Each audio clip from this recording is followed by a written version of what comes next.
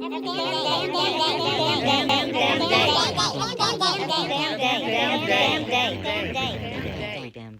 damn day. Hello, everyone. It's Jerry at the Fledge, and welcome to another episode of Every Damn Day.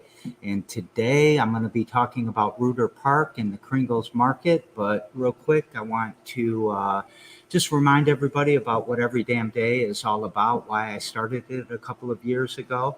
I know that the first year I went 365 days in a row without missing a show, and constantly remind you that the theme was poverty is every damn day. You don't get a break from poverty. You don't get a break from being unhoused unless you get housed.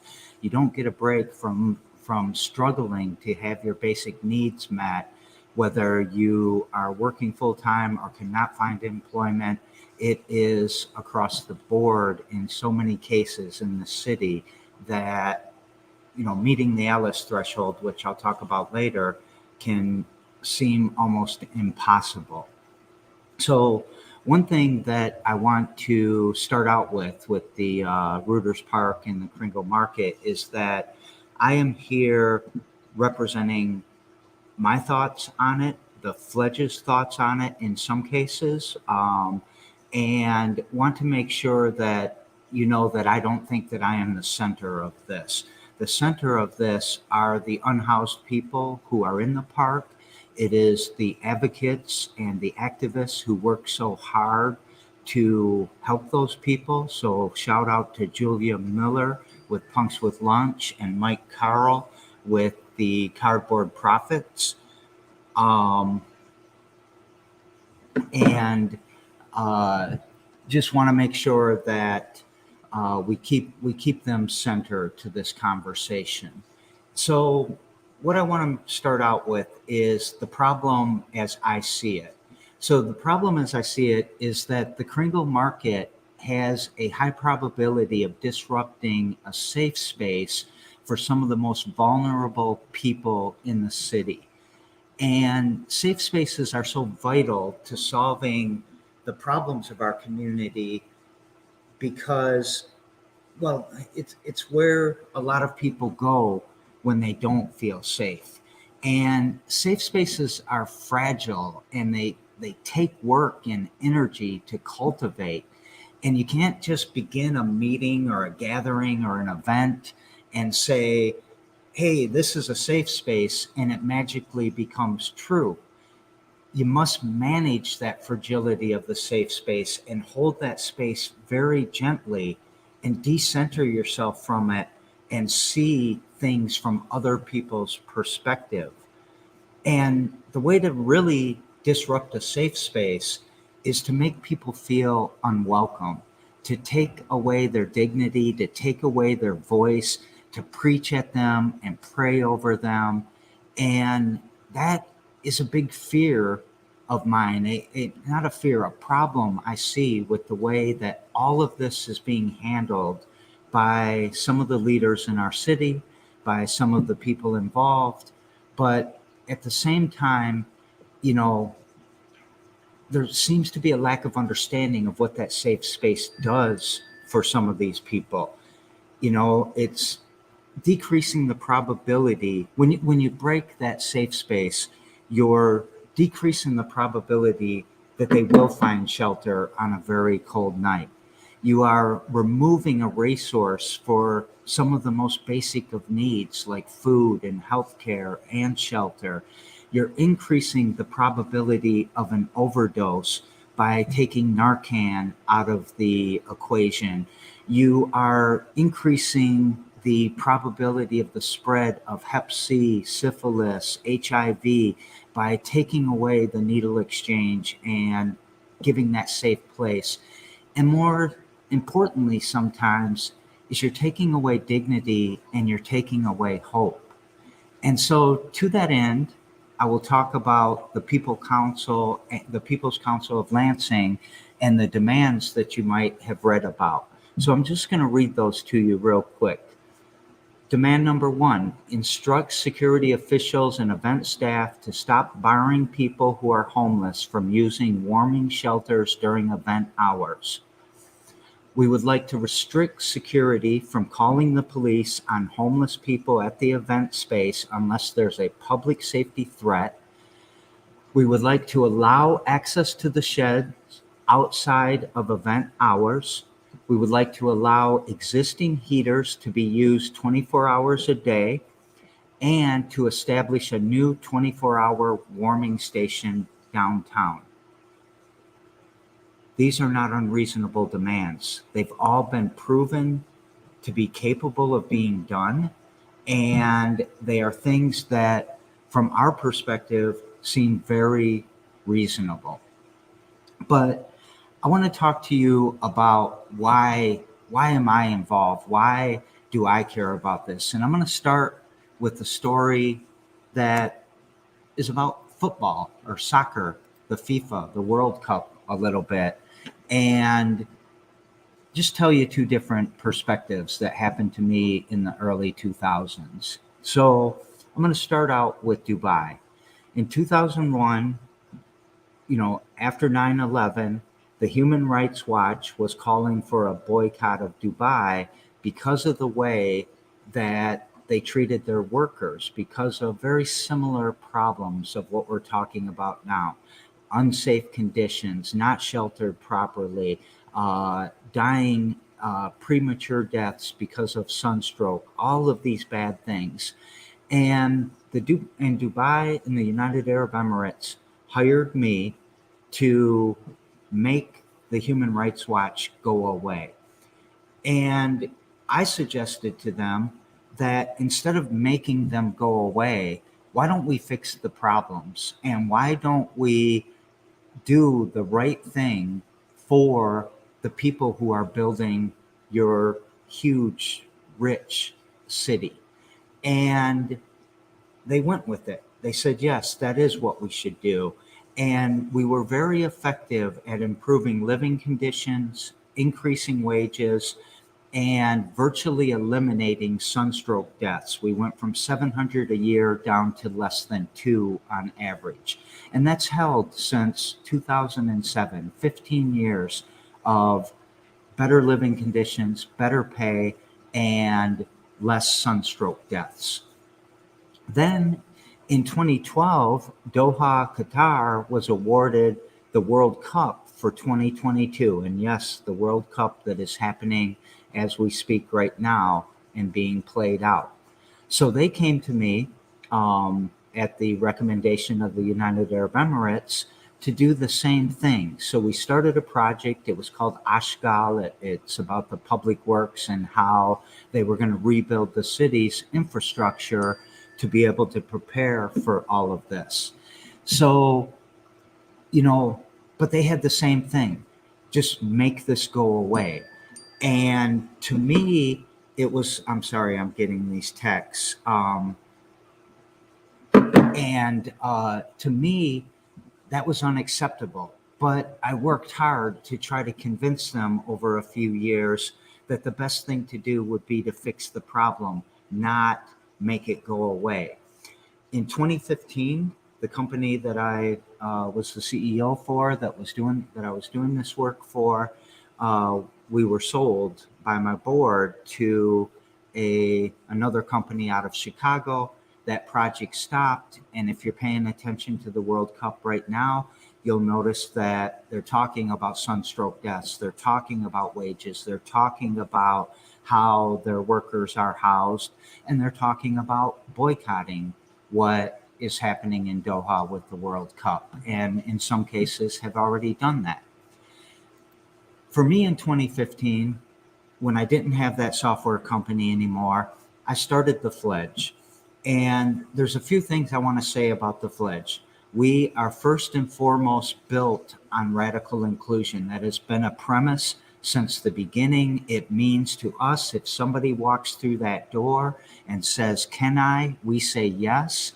And it doesn't matter who they are, if they're housed, unhoused, black, white, poor, rich, young, older, whatever it is, it doesn't matter who they are, and it doesn't matter what their idea is.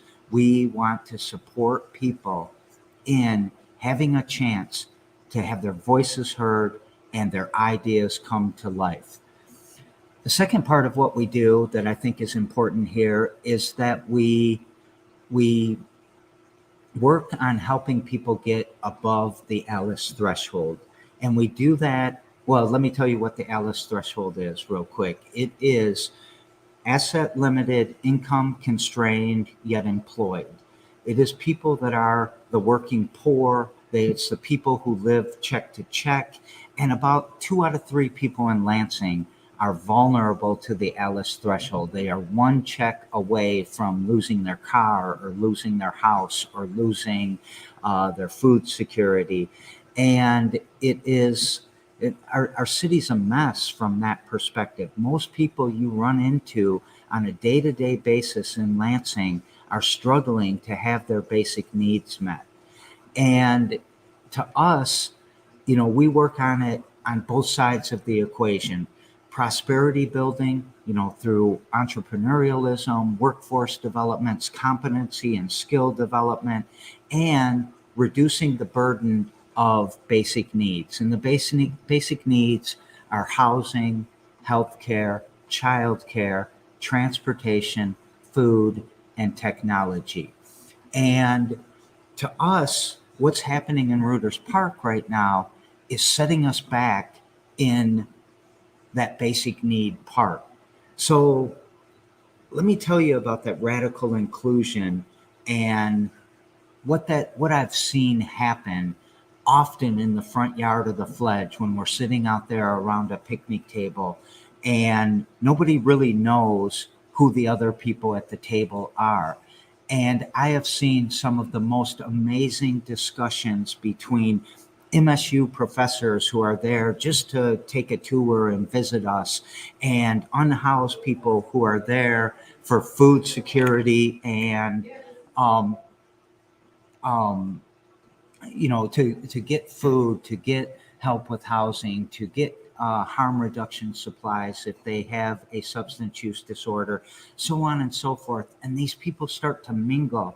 And they're not talking about, no, I'm not going to give you 50 cents. You'll probably blow it on a cigarette or something like that. They're talking about the problems that we face. They're talking about innovative ways to move forward for the health and happiness and well-being of all of us. They are amazing conversations, and I invite you sometime to get involved in a conversation like that.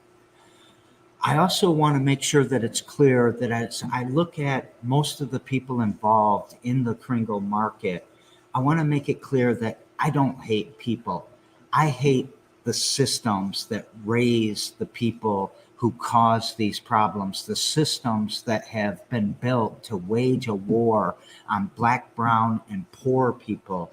It frustrates me that so many people don't understand systems. So many people don't understand that there are things in motion that cause this to happen. Nobody wakes up and wants to be unhoused. Nobody wakes up and wants to have a substance use disorder. Nobody wakes up and gets hired to a job that pays $12 an hour when you need $25 an hour to have your basic needs met. These are systems at play. These are powers at play that we often don't understand and we often don't see the big picture of. But these systems, they're vicious, they're disjunct, making them blind to the bigger picture or making people blind to the bigger picture. And of course, they are predatory. These systems are built to protect the status quo, and the status quo never favors the oppressed. So what I think we have to look at is that this city, the systems and the powers that be have proven to be historically and systemic racist, are not equitable, and are not transparent. And this is evidenced. It's not just my opinion. Look at the racial lawsuits that are brought against the city and our current administration. The number of racial equity committees being formed, from workforce to housing to all of the places. Everyone's getting in on the DEI movement. And they're behind. That, if you had to wait for George Floyd's murder to write your DEI statement, you are behind the times. You are just now starting to catch up. And in a lot of cases, have put a plaque on a wall with a statement that has no integrity or intent behind it. And, I'm sorry I'm on a soapbox about that. I'm probably off my script a little bit. But, these committees, they look like they're empowered to do something, but they're not enabled. They can't often even report on the findings that they have. They can't take actions. It's just study after study after study, regurgitating the trauma that the people that they are studying have to feel again and again, opening up those wounds. Look at what the Lansing Housing Commission did when they sold 200 scattered houses to an outside private investment firm and sent all that generational wealth, chance for equity, and profits to another community. Look at the bias practices of the HRCS in the city and the use of the ARPA funds and how they had to call those back and do it again, but only with a pittance of what was really available. Poverty is a policy decision, and everyone out there listening to me right now, you can make a difference. You can get involved in our local politics. You can start trying to do something about it. And I know that's difficult, especially when so many of us are fighting for our basic needs. It's hard to take time to do this stuff, but join up with the People's Council of Lansing. Join up in our effort to make things more accessible so it's easier for that single mother who can't get the child care she needs and the transportation she needs to go to a city council meeting. Support these types of efforts. If you go to the park tomorrow, and I'm not saying whether you should or whether you shouldn't, that's up to you. You can look at a lot more data than what I'm presenting today. But if you do go to the park, I would like you to take some time to yourself and stand in that park and look at the new developments that are all around that park that have recently gone up, that are now starting to open, and ask yourself, do you think that this has something to do with wanting to gentrify this park? Do you think it would be easier to rent those apartments if the park had no unhoused people in it? What do you think is going on? And just sit with that for a moment and think about the fragility of that safe space from people who have been traditionally unheard, unrepresented, unserved, and whether you think that safe space is resilient enough to survive this or too fragile to be able to survive. I think we could go for a win-win here. And again, I am representing Jerry Norris. I am representing the Fledge and the people I've talked to at the Fledge, not the whole Fledge. I am just a single voice in the People's Council of Lansing, and I am the primus inter pares of the Fledge. I am the first among equals. Other people will feel different, and that's the point. We need to get everybody who feels different, everybody that sees things different together and start creating a common goal where we're all pushing the needle in the same direction and we're all working to help our community get their basic needs met. So let's go back over at what a win-win could look like for both sides. I am going to start with the demands of the People's Council. I'm going to regurgitate them again. Not regurgitate them, I'm going to repeat them. Instruct security officials and event staff to stop barring people who are homeless from using warming shelters during event hours. You can sit with the unhoused. Reference my story I just said about affluent people sitting with poor people and having conversations that are educational, that are ways to really gain empathy so much better than going to Netflix and watching a documentary on how housing works and how unhoused people get created in our systems. Do that too, but also go there and listen, hear for yourself, build that empathy, and most of all, do not gawk at them. This is not a zoo. They are not there for our entertainment and even our education. But if you do have the opportunity to sit at that table and to listen, please don't miss that opportunity. Number two, to restrict security from calling police on the homeless people at the event spaces unless there's a public safety threat. We don't need to call the police every time we feel uncomfortable. This community has a tendency to want to do that. The people who peek out from their things and, oh my God, there's a black guy walking by. What's he doing in my neighborhood? I'm going to call the police. We need to stop that. That is so harmful. It causes so many additional problems for those who are suffering, and it does very little to protect you, make you safer, all of that. There's bigger problems than somebody walking by that you don't think fits into wherever they're supposed to be. Instead, sit with that uncomfortable feeling. That is on you, not on them. And it's an opportunity for you to get comfortable with people who are not like you, who are in many cases probably suffering a lot more than you are. But if you're listening to me from Lansing, I understand that you are part of the 99% too, and that you are probably suffering as well. And please understand that when you punch down and when you punch sideways, you are punching at the wrong people and you are making it worse, not only for them, but for all of us, including you. Everything you do to the web, you do to yourself. And that can be positive or it can be negative. So do the positive things.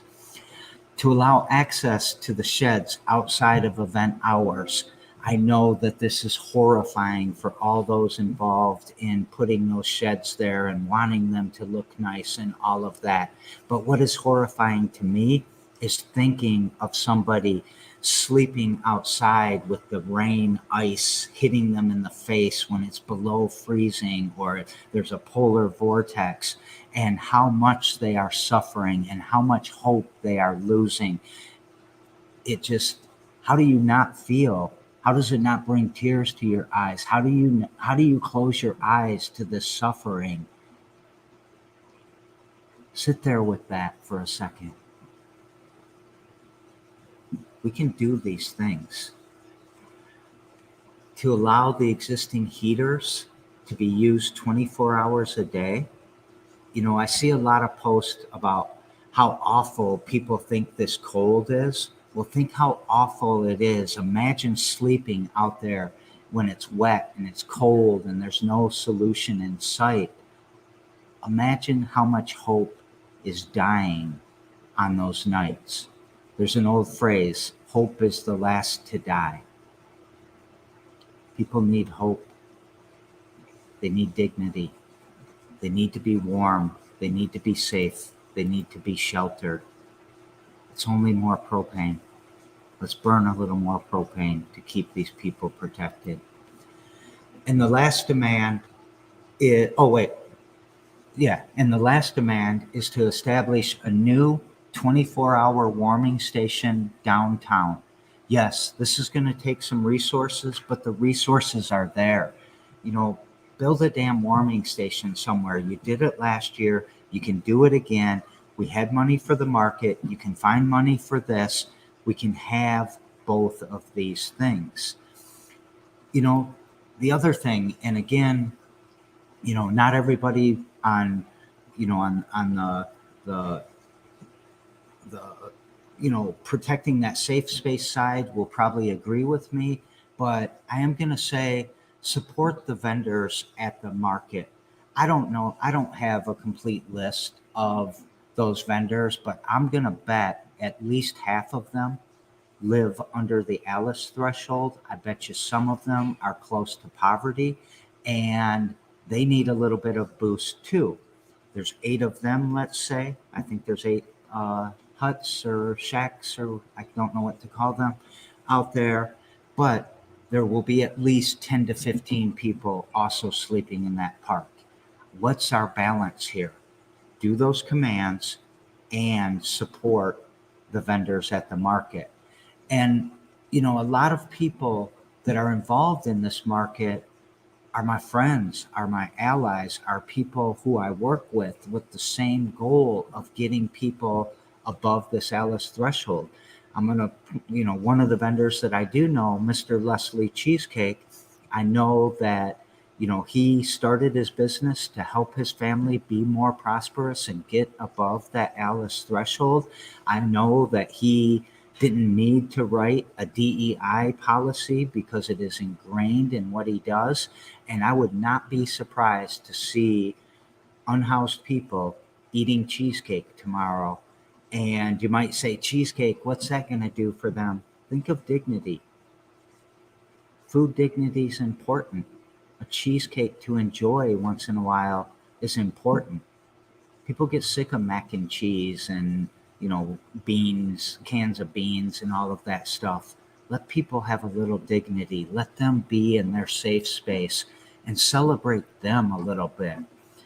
Pastor Knox, who helped build the sheds, in the process of doing that, he mentioned, I hope you guys are working with the nonprofits who work in this park. He's helping people learn new skills. He's working on that prosperity side. I'm not going to go after, the Advancement Corp or the Poor People's Campaign or anything like that. He's doing what he thinks is right and is blind, cut off in some cases to what the other people are doing or supposed to be doing. I look at Brent Forsberg, who's literally writing a research paper right now about how to help people get above the Alice threshold and how to activate spaces, not just for the affluent in our community, but for every single person in our community. And I look at all the people at the Downtown Lansing Inc., Jasmine Anderson, who is the event coordinator, and the work that she's done before DLI. This is a spectacular person who never would want to hurt anybody else. A more recent friend, Julie, who was in the Fledge, who's kind of the leader of the incubator work with the Middle Village Market and the new food processing that's going to go in down there, and what's happening with the Kringle Market. She cried here talking about her attempt to help entrepreneurs who are struggling financially and how there might not be help there, and wanting to help people get above the Alice threshold. And even Kathy, who leads the Downtown Lansing Inc., she has a good heart. She's trying the best. But at the same time, we're not going to let the leaders placate us. We're not going to be gaslit, and we're not going to listen to false promises that come with no accountability. They will be held accountable. Do not give us any lip service. We're not going to remain silent on these issues. We're not going to be placated. We will not close our eyes to this suffering. We are working on our side of the win. We are working on your side of the win.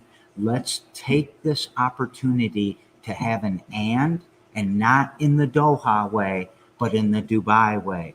Do it in the way where we actually fix the problem and not give some lip service about what we might be able to do sometime in the future. I'm talking about tomorrow. What are we going to do tomorrow? Are they going to be welcome? Are you going to call the police? We're going to be there watching you, and we're going to check on you, and we're going to hold you accountable to these. And if you don't, we're going to get louder. If you do, then it's going to get better.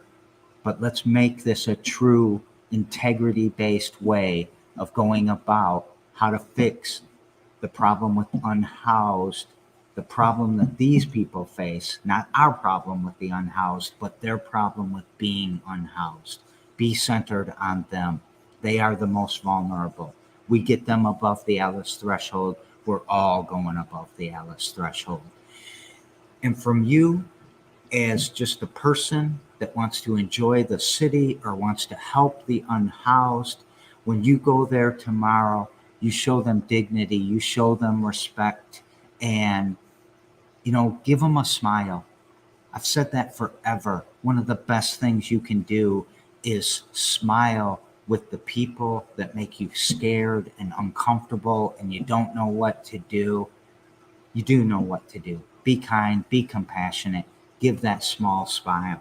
And remember, you're in their safe space, and that's fragile. Don't kick it around. Don't make it worse. Don't make it unsafe. That could cost somebody their life. This isn't playing around. It could be an overdose. It could be dying of, sorry, when bad weather hits you and, bad conditions. Give them a little change if they ask. Don't be annoyed by it. Offer a cup of coffee if you want, or they ask for one, or whatever, however that comes about. But again, please do everything in your power to ensure that they will come back for their desperately needed services. If we wreck this safe space, we will fail. This will be lose-lose. And in the long run, all of us have to start to fight for the basic needs of every single member of our community to be met. So many of us are one paycheck away from a catastrophe in our basic needs.